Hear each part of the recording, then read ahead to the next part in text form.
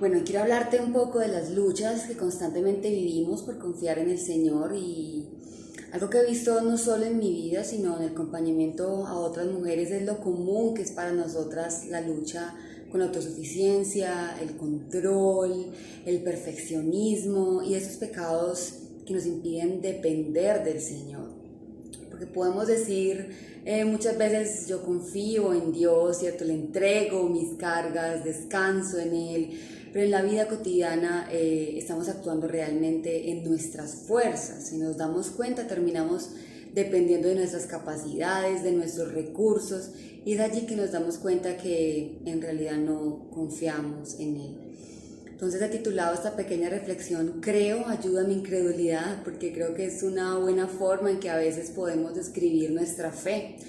Nosotros queremos creerle más a Dios y queremos descansar en Él, ¿cierto? En lo que Él dice, en lo que Él hace, pero en la realidad nos damos cuenta constantemente que terminamos siempre volviendo a nuestras fuerzas, que nos cuesta muchísimo depender y descansar, digamos, confiadamente en Él. Y esto yo creo que sí que lo ha dejado ver la pandemia, ¿cierto? Lo difícil que es confiar, porque regularmente confiamos cuando todo va bien, cuando el Señor contesta nuestras oraciones, cuando vemos las realidades de acuerdo a lo que nosotros queremos, pero es cuando todo se empieza a descuadrar, cuando se sale de nuestros planes, cuando se nos cambia la agenda, cuando nos enfrentamos a situaciones difíciles o algunos no del Señor, que empezamos a decir, la mayoría de las veces inconscientemente, yo no puedo confiar en ti, yo tengo que hacer mi propio plan. Ya oré, pero ahora tengo que buscar cómo solucionar esto, tengo que asegurar el resultado porque la verdad no quiero, no sé si tú quieres responder, no sé si me estás escuchando, si en realidad quieres o puedes ayudarme. Es donde realmente vemos cuánto nos cuesta confiar en el Señor. Y muchas veces también que poco le conocemos, ¿cierto? Y lo difícil que es ir y reposar en Él. Entonces, les quiero contar como algo de mi experiencia. Personalmente, lo que más me ha ayudado en este proceso de crecer en mi confianza en el Señor es conocerle más. Porque a medida que conoces a alguien, puedes empezar a confiar cada vez más en Él. Y esto muchas veces es un paso a la vez. De ahí la importancia de lo que nos han hablado en A sus pies de el tiempo devocional, ¿cierto? Es un día a la vez que yo le conozco y voy dando pasos para confiar en Él. Así que hoy vamos a ver un texto en Marcos, capítulo 15, con el ánimo de recordar por medio de una pequeña porción de la palabra quién es Él y lo que estuvo dispuesto a hacer por nosotras. Entonces, en primer lugar, en los versículos 1 al 15 vemos cómo el único justo se somete a injusticia. Hay líderes religiosos, ¿cierto? Que en el capítulo 14 nos viene diciendo que han hecho un juicio injusto contra él. Llevan pruebas falsas, ¿cierto? Lo acusan delante de Pilato e incitan a la multitud a que liberen a Barrabás y crucifiquen a Jesús.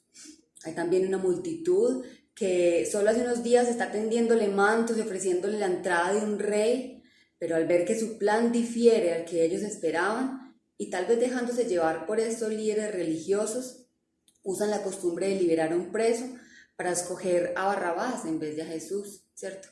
También vemos a Barrabás que siendo culpable y merecedor de su condena, toma el lugar de un inocente para salvarse a sí mismo. Y por último, Pilato, quien nos dice el texto que ve la envidia de los judíos hacia Jesús, descubre lo pecaminoso y lo injusto de este juicio, pero aún así prefiere satisfacer a la multitud.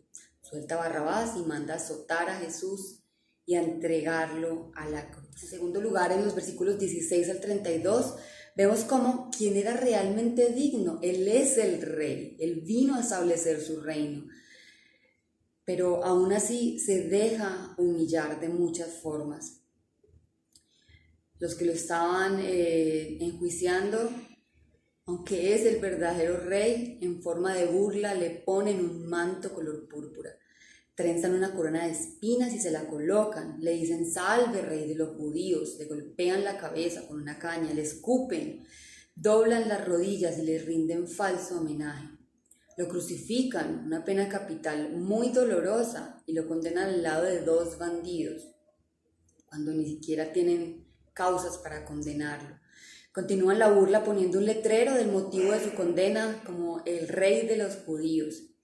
Luego dice que los que pasaban meneaban la cabeza y blasfemaban contra él. Tú que destruyes el templo y en 3 días lo construyes, bájate de la cruz, sálvate a ti mismo. De la misma manera se burlaban los jefes de los sacerdotes junto a los maestros de la ley y decían: salvó a otros, pero no puede salvarse a sí mismo. Que baje ahora de la cruz ese Cristo, el Rey de Israel. Lo insultaban también los que estaban siendo crucificados con él, dice el versículo 32. Qué cantidad de humillaciones al verdadero Rey. En tercer lugar, en los versículos 33 al 41, vemos que quien tenía una relación perfecta con Dios como Padre está dispuesto a sacrificar él mismo esa relación por experimentar la soledad más grande. En el versículo 34 dice que a las 3 de la tarde Jesús gritó a voz en cuello: Eloí, Eloí, lama sabactani, que significa Dios mío, ¿por qué me has desamparado? Su mayor agonía no era tanto la física, sino la espiritual. Estaba experimentando el rechazo divino por cargar con nuestros pecados, la desolación que estaba reservada como juicio para nosotros cayó sobre él. Y lo hermoso es ver cómo en el versículo 38, luego de su muerte, la cortina que separaba desde el Antiguo Testamento al pueblo de la presencia de Dios es rota como un símbolo de la cercanía que su soledad ganó por nosotros. Porque Él fue desamparado en ese momento, nosotros nunca experimentaremos esa clase de soledad. Y en cuarto y último lugar, en los versículos 42 al 47, el autor de la vida misma se entrega, y es algo muy importante, voluntariamente. La narración lo muestra descolgado, sin vida, en una cruz, envuelto y depositado en una tumba. Se expone a la muerte él mismo para darnos vida en él. Y todos sabemos que hay momentos en que nos cuesta muchísimo confiar en el Señor, es una lucha verdadera. Y aunque lo deseamos con todas nuestras fuerzas, nuestro corazón es engañoso y se llena de duda. Pero lo que quiero recordarte hoy es que si estás pasando por uno de estos momentos, o en el momento que lo pases, porque como dice nuestro Señor, en el mundo tendremos aflicciones. Lo que más vas a necesitar no es salir a buscar una solución, ni rendirte ante la sensación de que no hay nada más que puedas hacer, o correr y refugiarte en los ídolos que parecen alentarte por un tiempo, pero que después te dejan peor.